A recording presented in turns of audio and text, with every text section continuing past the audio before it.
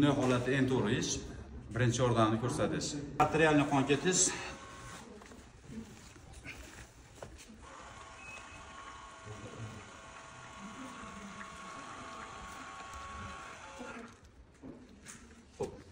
bunda nima uchun jigutni boldirga emas songa qo'ydik? Sababi boldirda ikkita suyagimiz bor, o'rtasida arteriya o'tgan, qonimiz to'xtamaydi. To'g'ri taktika son sohasidan jigut qo'yish va jigutga oldimizda nima bo'lsa qo'zloq qo'yish. Ahamiyatli tarafi qon to'xtaydi. Jigut qo'ygan vaqtimizni yozib qo'yishimiz kerak va qo'zlog'imizni o'zini ham fiksatsiya qilib qo'yishimiz kerak. Sababi bu bo'shab ketish bo'lishi mumkin. Xo'p, buni qo'yib yuborsak bo'shab ketib qoladi. Mahkamlaganimizdan keyin buni o'zini ham fiksatsiya qilib qo'yamiz.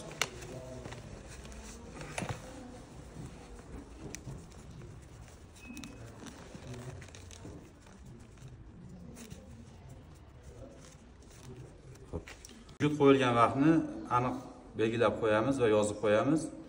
Jigutni maksimal saqlash vaqti hozirgi kunda qish va yoz uchun ham 1 soat hisoblanadi. 1 soat davomida tez tibbiy yordam markaziga yetib bora olmasak, orada bo'shatib, yana qaytadan qo'yishimiz kerak. Agar shunday holatda agar bizda bo'lishi mumkin bo'lsa, tibbiy jigut undan foydalanishimiz yaxshiroq. Fiksatsiya qilganimizdan so'ng ochiq jarohat sohasini ham ustini yopishimiz kerak bo'ladi.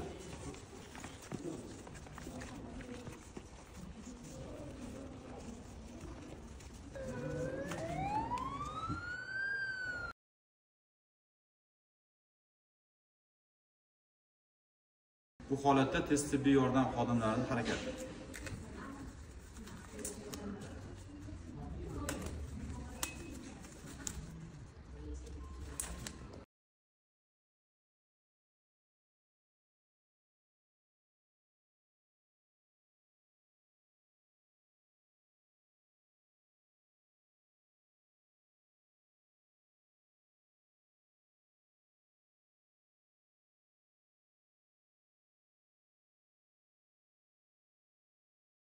Jigutni son sohasiga qo'yamiz. Qo'yilgan vaqt yoziladi. Ochiq jarohat sohasi ham bit bilan o'raladi va transportirovka qilinadi bansaga. Ma'lumot o'rnida aytaman, qon ketishda arterial qon ketish, venöz qon ketish, kapillyar qon ketishda taktika turlicha bo'ladi. Bizning videoyimizda arterial qon ketish bilan taktikani ko'rsatdik. Venöz qon ketganda qanaqa yordam ko'rsatar edik?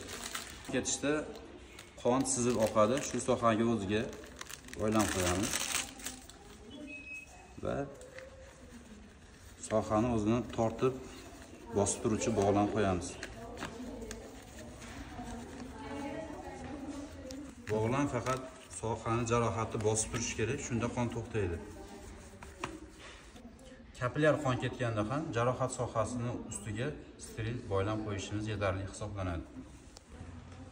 Agar qorin sohasidan qon ketganda qanaqa taktika qilamiz? Qorin sohasi jarohatlarda jarohatdan qon ketish, tashqi qon ketishini to'xtatish usulimiz jarohat sohasiga bosib turuvchi bog'lan qo'yamiz va shu sohani yo bosish orqali yoki baylab qo'yish orqali shifoxonaga olib boriladi.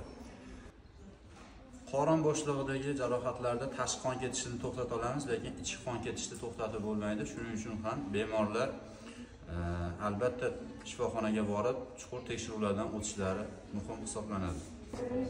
Ko'krak qafasini sanchib kesilgan jarohatlarda birinchi yordam. Ularga oddiy materialni bosish bu xato hisoblanadi. Sababi bemor pnevmotoraks, ya'ni tashqi havo plevra bo'shlig'iga o'tishi bemorning hayotiga xavfli. Shuning uchun biz shu sohaga okklyuzion bog'lan qo'yamiz. Bunda bizga oddiy bintni salafani qo'yib, ustidan bosib turuvchi bog'lan qo'yib, buning ustidan ko'krak sohasini jarohatni fiksatsiya qilishimiz mumkin. Yoki bo'lmasa bizda skoch bo'lsa, jarohat sohasiga skoch yopishtiriladi. Bog'larimizni o'zini fiksatsiya qilib qo'yamiz. Shu holatda bu bemorimiz ham albatta instrumental chuqur tekshiruvlardan o'tish uchun shifoxonaga yuboriladi. Bosh va bo'yin sohasidagi jarohatlardan qon ketishda qonayotgan sohani mato bilan bosib turish orqali qon to'xtatishimiz mumkin. Yelka yuqori arteriyasi jarohatlanganda bo'lsa, jarohat sohasiga bog'lab qo'yamiz, bosib turamiz yoki bo'lmasam bitta qo'lni tepaga ko'targan holatda bo'yin sohasidan qon ketganda bu sohani qonni to'xtatish taktikasi. Qonayotgan joyga tampon qo'yamiz va fiksatsiyalovchi bog'lab qo'yamiz. Buning uchun bemor bitta qo'lni tepaga ko'taradi, ustida o'ylab qo'yamiz.